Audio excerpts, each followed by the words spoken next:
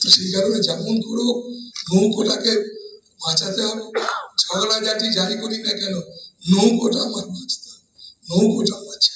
তো সেই কারণে আমাদের যেখানেই থাকি না কেন, যে অবস্থাতেই থাকি না কেন, তাই বাবা মায়েরা আমি তোমাদের বলবো চলে ফিরে ঘুরে বেরিয়ে যে কোনো সময়, আজকের দিনে পৃথিবীর সব থেকে বড় শক্তিশালী ওষুধ কি জানো?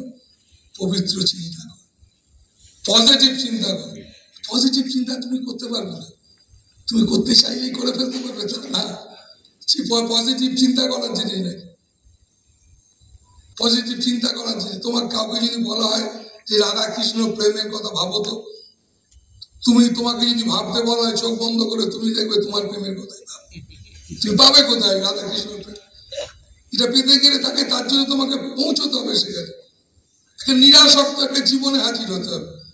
নিরাসক্ত জীবনটা কিরকম, তেমন তোমাকে আমি কি করে শোনাই, কেমন তোমাকে শুনে। সেই জন্য আমি কি বলতে পারি, তাই আমার মনে আছে একবার বহু বছর আগে আমি নিউ দিল্লি স্টেশনে ট্রেন থেকে নেমেছি, যারা ছোট গামছা পরে আর বিভূতি গায়ে মাখা।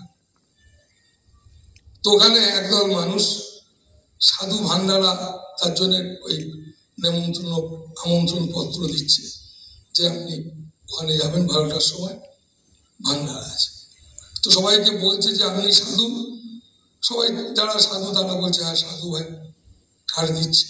তো আমাকে দেখে আমার কাছে বলছে আপনি সাধু, আমি তাতে জানি না আমি সাধু কিনা, কি করে বলবো? সাধু কি একটা ড্রেস বেশ, এরকম নাকি? সাধু একটা মুক্ত জীবন, এই মুক্ত জীবন যেটা স্টিডিও টাইপের। তাই তোমাদেরকে আমি কিন্তু দেখো, তুমি যদি বলো বাবা আপনি কালী ঠাকুর ভালোবাসেন, আমি তোমাকেও ভালোবাসি, কালী ঠাকুর